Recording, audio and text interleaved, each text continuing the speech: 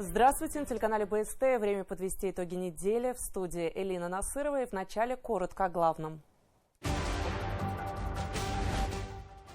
На крещение в Башкортостане в ледяную купель окунулись более 22 тысяч человек. Замерз? Нормально. Нормально? Да. Сейчас будет жарко. Жители и гости республики отметили праздник Крещения Господня. Если один раз искупался, если веришь, то весь год не болеешь. Своих не бросаем. Сегодня участникам СВО, членам их семей предоставляется более 40 региональных мер поддержки. Как в Башкортостане пройдет год поддержки участников СВО и их семей? Во всех направлениях мы работаем для того, чтобы наши герои не чувствовали, что они одни, что у них есть помощь и поддержка по возвращению домой. Ишимбай – город трудовой доблести. Башкирский Ишимбай, а это 25% нефти, добытой в годы войны. Владимир Путин присвоил городу нефтяников почетное звание. Испытываю гордость и приятно за наших ветеранов, которые вносили вклад во время Великой Отечественной войны. Культурная жизнь сельчан станет ярче. Все условия для занятия и для детей, и для взрослых населения тут все предусмотрено. В России запускают новую федеральную программу, аналог которой уже успешно работает в Башкортостане.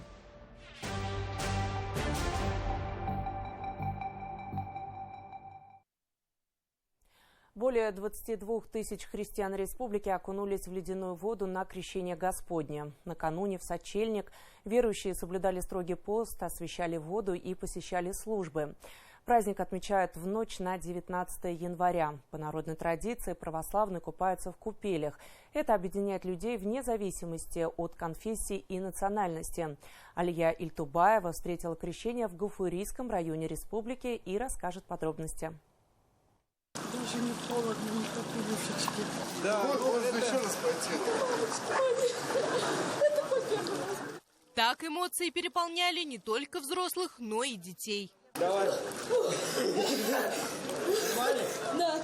Неожиданно для самого себя Новый год у Артема начинается с личных достижений. Мальчик по стопам дяди решился впервые окунуться в холодную воду. Поначалу, конечно, сомневался, но не пожалел. Хорошие очень бодрящие. Ты не боялся? Нет, вообще не боюсь. Еще раз будешь окунаться? Нет, я уже все. Ну, повзрослел, захотел. Пример надо подавать молодежи, чтобы они не только в гаджетах сидели. Замерз? Нормально. Нормально? Да. Сейчас будет жарко. Крещение Господне – один из древнейших христианских праздников. Согласно Евангелию, пророк Иоанн Предтеча проповедовал о скором пришествии Мессии и крестил в реке Иордан всех желающих. Обратился к нему и Иисус Христос. После этого человечеству впервые явились Отец, Сын и Святой Дух. По традиции, каждый, кто решил искупаться в купели, окунается трижды в честь Святой Троицы. И желающих немало. Жители и гости республики ныряют в проточную воду с сероводородом. Это не только соблюдение традиций, но и закаливание. Праздник с христианами приехали разделить и мусульмане. Здесь вода святая, святые места, можно потом погулять. Такие разные, можно сходить, здесь есть, покушать где можно. Просто посмотреть, прогуляться. Красивые места. Считается, что купание в проруби дает очищающую для души и тела силу. Впрочем, народная традиция остается исключительно добровольным делом. Многие находили в себе силы еще и запечатлеть момент на камеру. Мы уже порядка 10 лет купаемся на крещение. Это главный повод, чтобы не болеть. Верим в Бога. Бог помогает, Он есть. Вот с надеждой мы приходим. Для здоровья полезно. Для общения с семьей. Но для христиан главное посетить службу в церкви, исповедоваться, причаститься и принять крещенскую воду.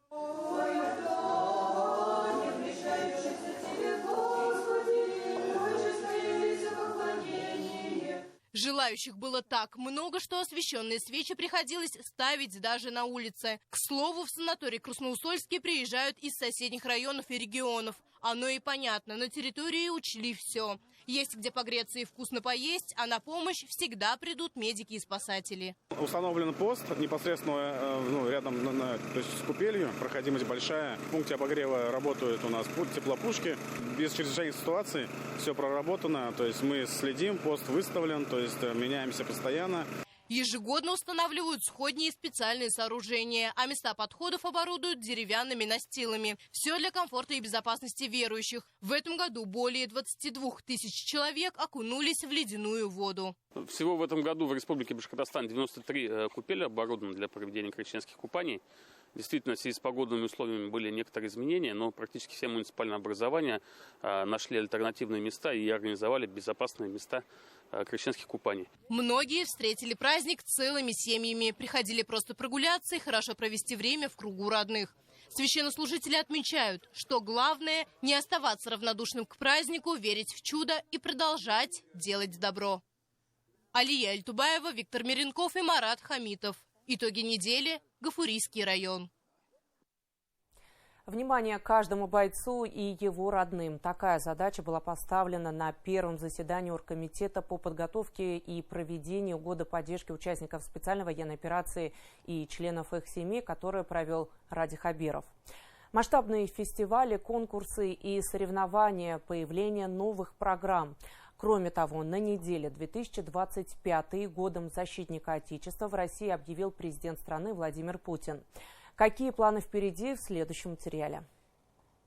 Башкортостан уже давно стал примером поддержки своих солдат на передовой. Регион регулярно собирает и отправляет в зону СВО гуманитарные конвои со всем необходимым. От вещей и окопных свечей до автомобилей и дронов собственного производства. 142 колонны с начала спецоперации выехали от республики. И это еще не считая грузов, собираемых отдельно районами и городами. Но регион помогает не только тем, кто на передовой, но и семьям защитников. На первом заседании Оргкомитета по проведению года поддержки участников СВО и членов их семей Ради Хабиров поставил новые задачи в этом направлении.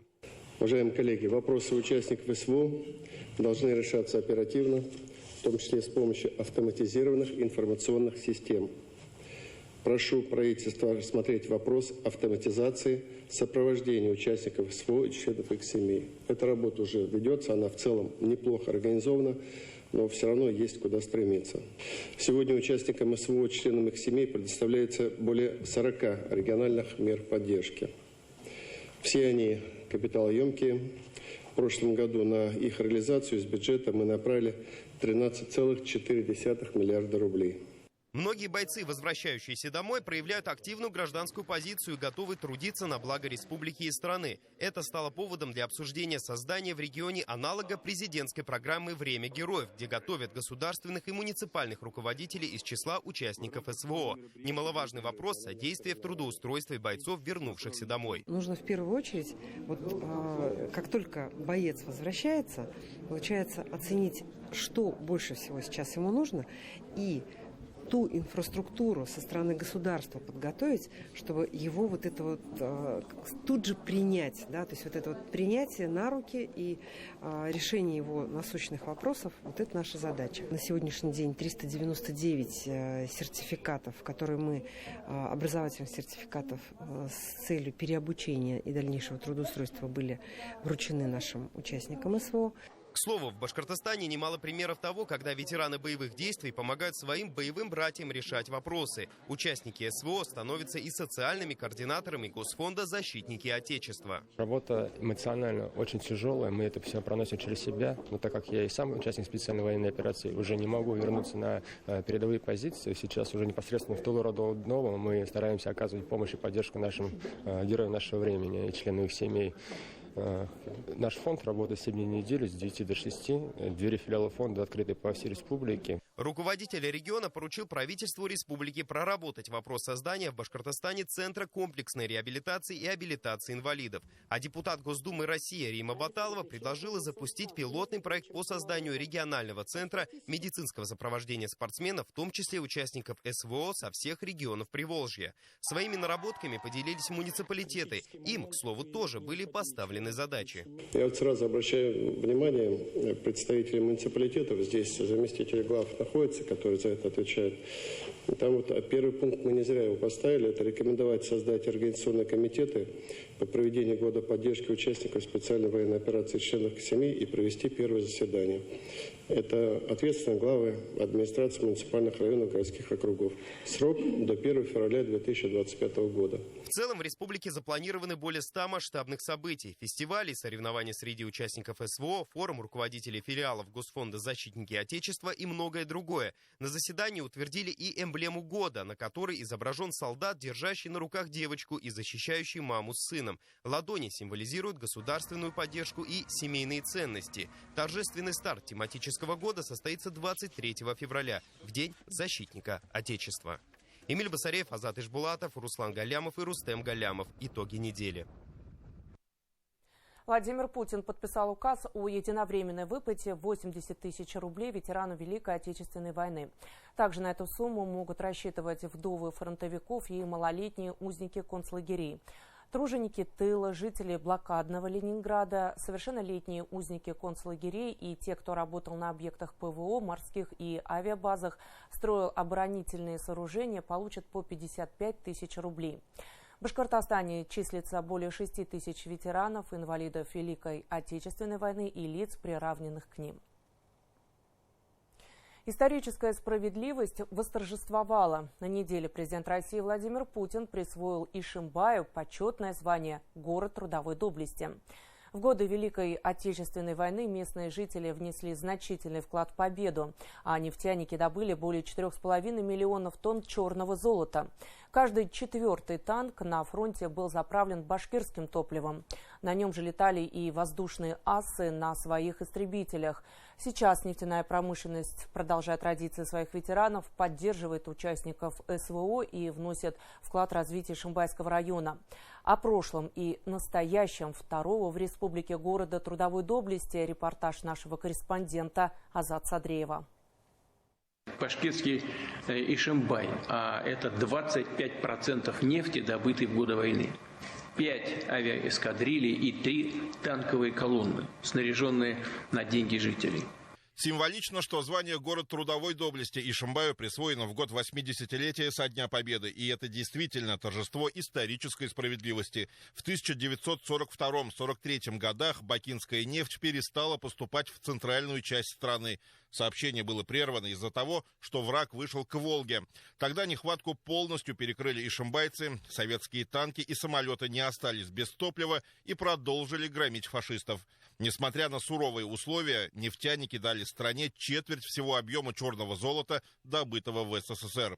Ишимбайцы отправили на фронт своих лучших сыновей, работали на предприятиях, которые обеспечивали армию всем необходимым. И 5 миллионов деталей для реактивных снарядов знаменитых «Катюш», 400 лошадей для 112-й башкирской кавалерийской дивизии – это лишь малая часть помощи защитникам Родины. Несмотря на бронь, сотни нефтяников отправились добровольцами на фронт. Многие пали смертью храбрых на полях сражений, но имена каждого навечно в памяти благодарных потомков. Дань уважения ветеранам-нефтяникам они отдают у мемориала «Штык», который открыли на берегу реки Белой. Вот я сейчас пишу статью про Сайранова. Он похоронен здесь в Ишимбае, сам он, правда, из-под Мелюза, но работал в Ишимбае и похоронен здесь. Он герой Советского Союза, ему присвоили 24 мая 1945 года за то, что он своим взводом обошел немецкий тыл, ну и, как говорится, всех там уничтожили в рукопашном бою. Пожалуй, главная достопримечательность города – мемориальный комплекс «Вышка-бабушка». Основной элемент – законсервированная вышка, которая качала первую башкирскую нефть. Скважина номер 702 была забурена 3 июня 1931 года и проработала 10 330 дней. За это время она выкачала почти 38 тысяч тонн черного золота.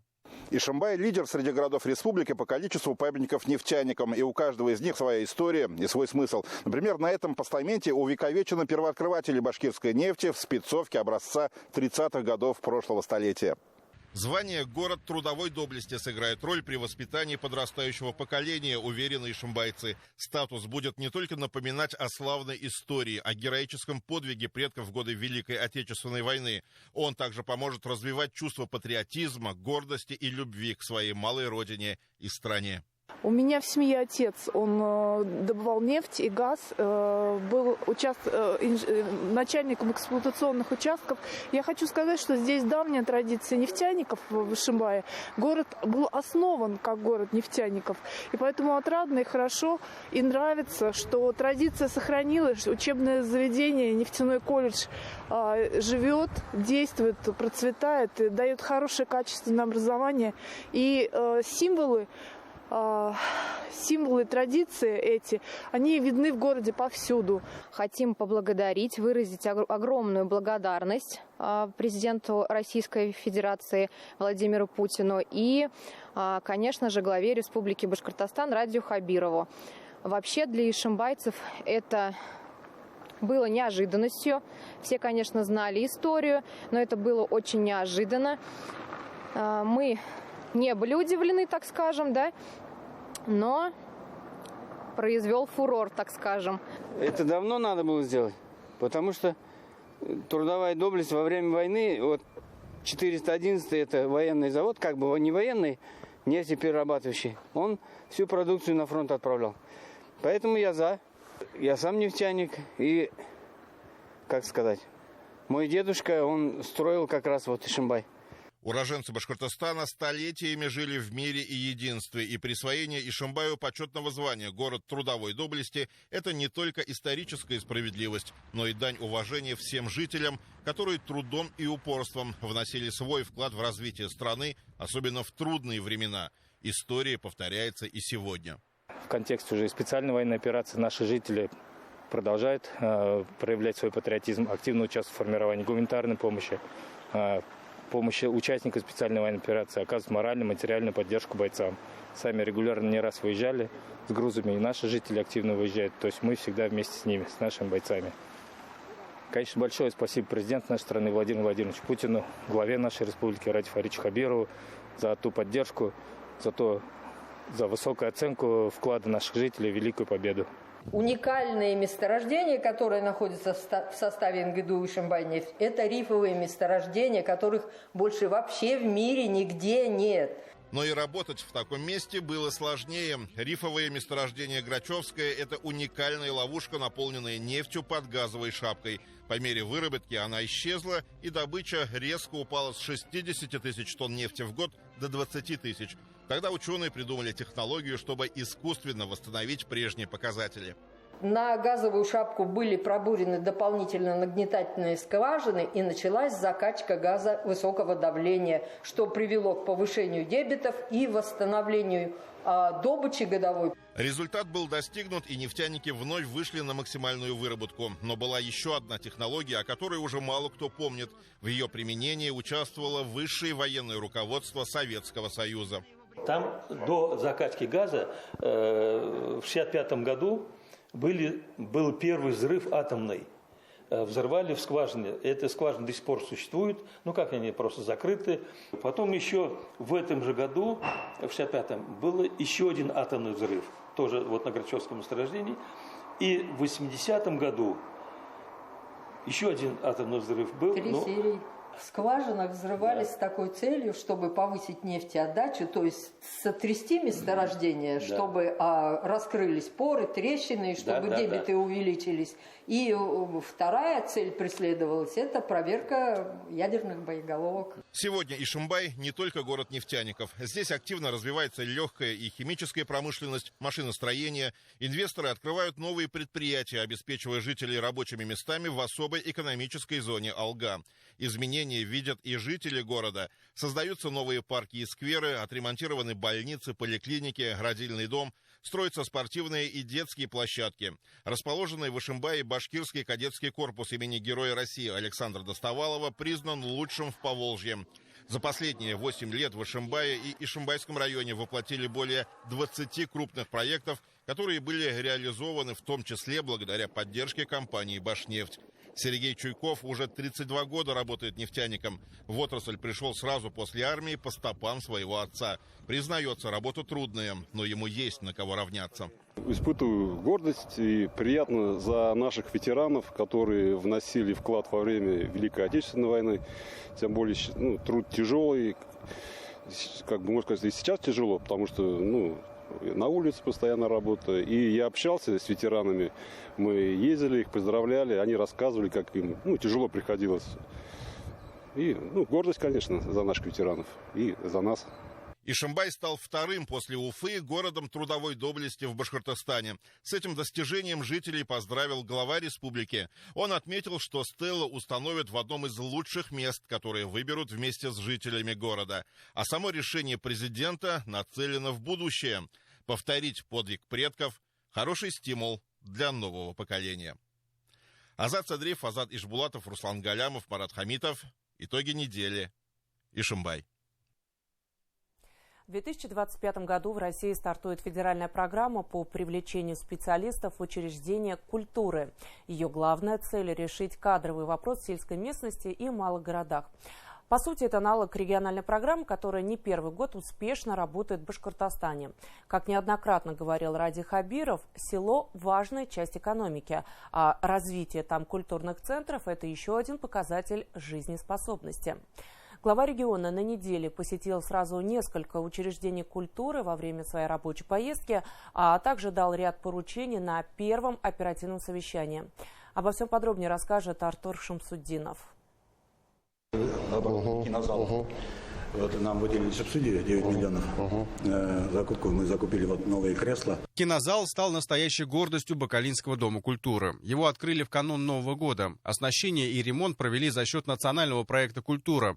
Теперь местные жители могут наслаждаться новинками кинематографа в условиях не хуже, чем городских. 4 сеанса проводим в день. В прошлом году современные кинозалы появились также в Миникинском, Нуримановском, Ермекеевском и Аскинском районах. Как не раз отмечал Ради Хабиров, развитие культурной жизни на селе – важная часть работы властей, а также показатель того, что село живет и развивается. Это наши девочки плетут, вяжут носки, нижнее белье.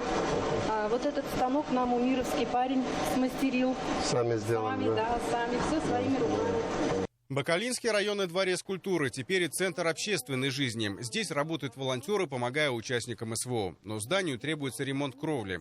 Ради Хабиров поручил Минкульту проработать этот вопрос. Чуть ранее капремонт по национальному проекту «Культура» провели в СДК села Ахманово. Теперь здание, которое в этом году отметит 40-летний юбилей, выглядит как новое. Особой гордостью Дома культуры стал литературный центр, который носит имя писателя Нажиба Асанбаева. В селе Ахманово его малая родина. В библиотеке все напоминает о знаменитом земляке. Здесь отдельные стенды с его книгами и личные фотографии. На некоторых можно увидеть рядом с Нажибом Асанбаевым и молодого Радия Хабирова еще до вступления в должность главы республики. А вот Дом культуры в селе Турбек Дюртюлинского района построили с нуля. Здание, опять же, в рамках национального проекта возвели в рекордно короткие сроки. Всего за полгода. Из федерального бюджета были выделены денежные средства 36 миллионов. Из республиканского бюджета 7 миллионов. И с местного районного бюджета около 900 тысяч. Общая стоимость клуба 44 миллиона. Прежний клуб был в аварийном здании, которое в итоге снесли. Впрочем, коллективы не распались, собирались и репетировали на дому. Теперь в их распоряжении комфортные помещения, оснащенные всем необходимым. Программа уже расписана на месяцы вперед. 23 февраля, 14 февраля, 8 марта мы обязательно все будем участвовать, проводить здесь концерты, звать гостей к себе. Деревни не только наши, здесь и Сабанаева, и Шметова, Бешнарат, Старый Антузово. Все здесь к нам приезжают, поддерживают тоже в качестве зрителей. Тему развития культуры поднимали и на первом в новом году оперативном совещании в правительстве. Ради Хабиров, в частности, обратил внимание на важность завершения строительства и ремонта ряда ключевых объектов столицы Башкортостана. Надо поставить уже госцирк по проектированию. Там есть ряд вопросов, чтобы когда придет время финансирования, а это 26-й год, так ведь получается? Деньги в бюджете уже закреплены. Но чтобы не получилось, что у нас проблемы есть с проектом. Там не все однозначно. Договорились? Вот прям ставьте. Это первое. Второе. Обновление на стиле Салаватовны. Давайте дорабатывайте, дожимайте вопрос по финансированию ремонта русского драматического театра. Так? Там тоже деньги предусмотрены. Внимание уделят и подготовке кадров. В Башкортостане за 4 года реализации республиканской программы «Земский работник культуры» 150 специалистов получили подъемные средства от 500 тысяч рублей до миллиона. Опыт республики стал показателен. В этом году заработает федеральная программа по привлечению людей в отрасль. Особенность – отсутствие возрастного ограничения. Главное – выбрать вакансию из специального перечня и отработать в выбранном учреждении не менее 5 лет. Артур Шамсудинов, Артур Ханов, Родион Матвеев. Итоги недели. В Телеграме открыт официальный канал «80 лет Великой Победе». Об этом сообщил в своих социальных сетях Ради Хабиров. Канал запущен в преддверии 80-й годовщины Победы в Великой Отечественной войне. На этой странице будут публиковать факты о сражениях и героях, личные фронтовые письма и воспоминания, истории о том, как приближали победу на фронте и в тылу, информацию о мероприятиях празднования важной даты. В Стерлитамаке прошли общественные слушания по строительству нового полигона ТКО. Объект, отмечают специалисты и власти, крайне необходим. Мусор из второго по величине города республики сейчас вывозят в соседний район. Через несколько лет ситуация может стать критической, так как полигон будет заполнен. Площадкой для строительства нового должен стать участок в промзоне. Для обсуждения проекта и ознакомления в местном ГДК прошли общественные слушания. Подробности в следующем материале. Свободных мест в зале нет. Показатель того, что тема для жителей Стерлитамака особенно важна. У горожан было много вопросов, но один звучал чаще всего. У меня опять вопрос. Почему все то же самое нельзя сделать где-нибудь подальше? На вопросы отвечали представители Министерства экологии и природопользования республики и администрация Стерлитамака. Должна быть категория земель под спецдеятельность, вид разрешенного использования, под размещение объекта размещения отходов. Вот городской округ Стерлитамак – это все-таки границы городского округа Стерлитамак. У них нету земельных участков на территории, допустим, Стерлитамакского района. То есть, размещая объект на территории любого иного муниципального района, мы волей-неволей вторгаемся в сферу интересов, опять же, жителей этого района. И, как правильно сегодня подметил один из выступающих, да, если мы приносим полигон на территорию Стерлитамакского района, мы, возможно, столкнемся с социальным негативом на территории Стерлитамакского района. Переносим, условно, на территорию Аургазинского района, мы сталкиваемся с противодействием со стороны жителей Аургазинского района. Но я хочу сказать, что на территории Республики Башкортостан действует более 30 полигонов. Они расположены на территории ряда муниципальных образований. Проектная организация и подрядная компания представили доклады и рассказали о расположении объекта и технологических решениях. Расположение нашего объекта на данном земельном участке, оно не противоречит экологическим требованиям. Есть федеральные законы, которые регламентируют эту деятельность. Кроме того, есть 2 решения суда. Верховного суда Республики Башкортостан, а также Верховного суда Российской Федерации, которые говорят о том, что все изменения, которые были внесены в свое время в генеральный план города Стерлитамак, они не противоречат законодательству и приняты верно. У второго по величине города республики сейчас нет своего полигона, поэтому все вывозится на площадку соседнего муниципалитета, на полигон регионального оператора. Город у нас больше, чем Ишимбай. В Ишимбай сейчас возится весь наш мусор. Вот. И данный полигон, который находится в Ишимбае, он не прослужит так долго, как планировалось. Вот. Нам нужен свой полигон. Местная компания готова реализовать проект по строительству второй очереди полигона ТКО с участком компостирования и производством РДФ топлива в Стерлитамаке. Площадь позволит принимать 80 тысяч тонн отходов в год. Захоранивать будут только несортируемые остатки. Большая часть будет перерабатываться во вторсырье, сырье для производства РДФ топлива и компоста из органики. Что касается РДФ топлива, то это специальное топливо, подготовленное из твердых коммунальных отходов путем сепарации, дробления и естественной сушки. Контролируем, содержание в этом конечном продукте хлора и серы. РДФ топливо очень активно применяется в качестве альтернативного топлива на цементных заводах. На предполагаемом для полигона участке прошли инженерные изыскания по экологии, геологии, геодезии и метеорологии. рассеивания на границе санитарно-защитной зоны. Соответственно, выбросы являются нормативными, не превышающими требуемых параметров. Проектом предусмотрены все необходимые комплексы технических и конструктивных и технологических мероприятий, которые минимизируют негативное воздействие на все компоненты окружающей среды. На общественных слушаниях с докладами выступили представители проектной компании и заказчик работы. Участники высказали свое мнение и задали вопросы. Замечания и предложения были зафиксированы и включены в протокол общественных слушаний. Также до 5 февраля можно подать замечания в письменной форме в администрацию города или по электронной почте. Лариса Милова, Виктор Меринов. Итоги недели. Новая мечеть в Абзелиловском районе, Старый Новый год в Уфимском хосписе, планы аграриев и громкие ДТП с участием полицейских. Об этом и других новостях короткой строкой расскажет мой коллега Даниил Байков. Глава Башкортостана поздравил подопечных Уфимского хосписа со Старым Новым годом. Ради Хабиров вместе с супругой пообщались как со взрослыми, так и с маленькими пациентами. Вручили им подарки. Только в прошлом году в учреждении паллиативную помощь получили почти 1000 человек, в том числе 126 детей. В селе Халилово Абзелиловского района построили мечеть. Ее возвели на месте сгоревшей. Напомню, пожар произошел в сентябре прошлого года.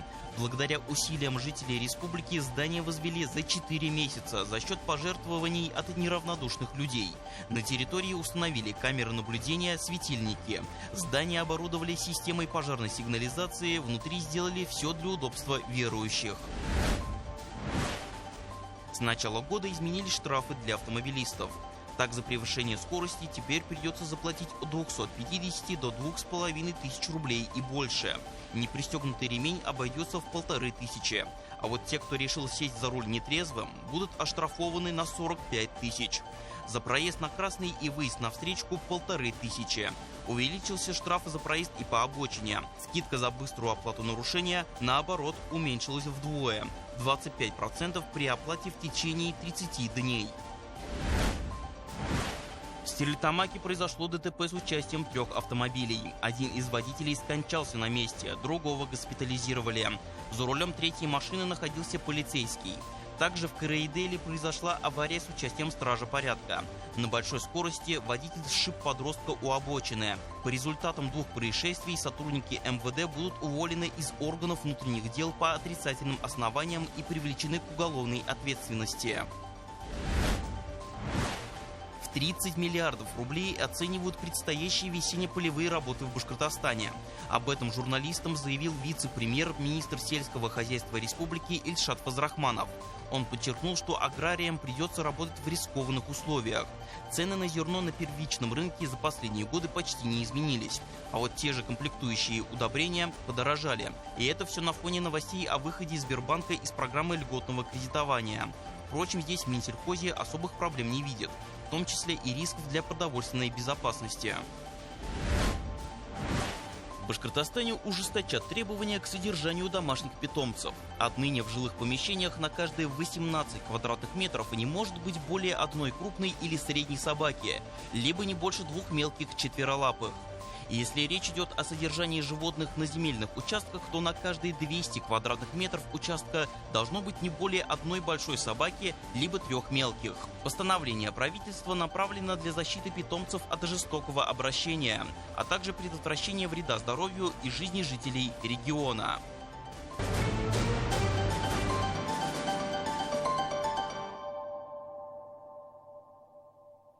Сколько диких животных и птиц в Башкортостане? Чтобы ответить на этот вопрос, на территории республики начались ежегодные полевые работы по определению численности охотничьих ресурсов. Для подсчета используют 4 метода учета: в местах концентрации, авиа- и зимний маршрутный учет, а также шумовой прогон. Так, в течение почти 3 месяцев будет определена численность обитателей башкирских лесов, по итогам которого будут рассчитаны общие лимиты добычи диких животных и птиц в следующем сезоне охоты. Егерь из Кушнаренковского района поделился с нашей съемочной группой процессом работы, показал следы лесных жителей и провел экскурсию по местному лесу. Сюжет Наили Нуреевой.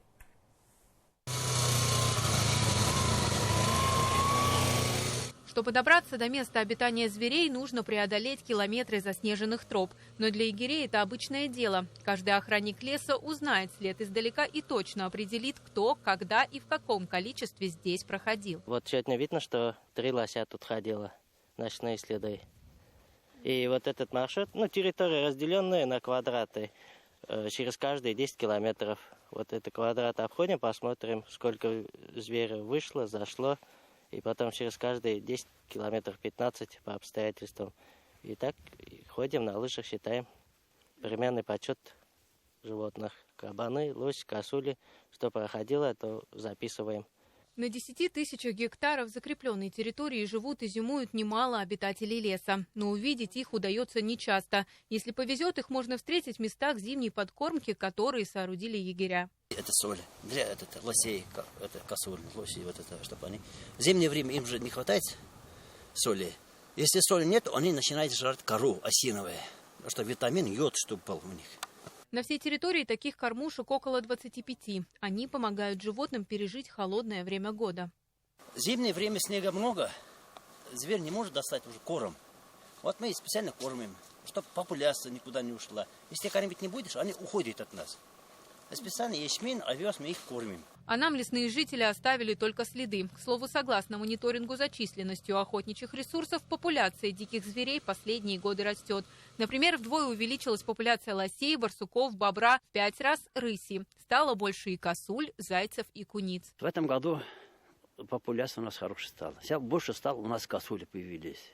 И лоси, и кабаны, есть туроки. Кабаны живут у нас семьями. Вот он проезжал, уже по нашим следам уже прошли лоси уже. Лиса, заяц тоже. Сейчас появился заяц. Беляк есть у нас. Раньше, когда начал работать, не было беляка. Сейчас русак, беляк уже есть. В 2024 году было обследовано более 28 тысяч километров охотничьих угодий в муниципалитетах республики. И только с помощью пешего маршрутного учета специалисты определили численность 21 вида охотничьих животных. Учет проводится для того, чтобы определить, сколько и какие виды зверей и птиц на сегодняшний день обитают на данной территории. Занимается же ведением охотничьего хозяйства, соответственно, поголовье животных каких-то увеличивается, уменьшается. Ну и, соответственно, от зимнего маршрута будет зависеть, будет ли охота в следующем сезоне данного хозяйства, например. Учет зверей и птиц на территории Башкортостана продлится до 25 марта. А итоговые данные этой работы в рамках госмониторинга охотничьих ресурсов и среды их обитания сформируют до 15 мая. Наиля Нуреева, Равиль Архимзянов, Адхат Анваров. Итоги недели. Далее рубрика «Итогов недели между нами». Это авторский взгляд моего коллеги, журналиста Руслана Шарафудинова на происходящее в республике за последние 7 дней.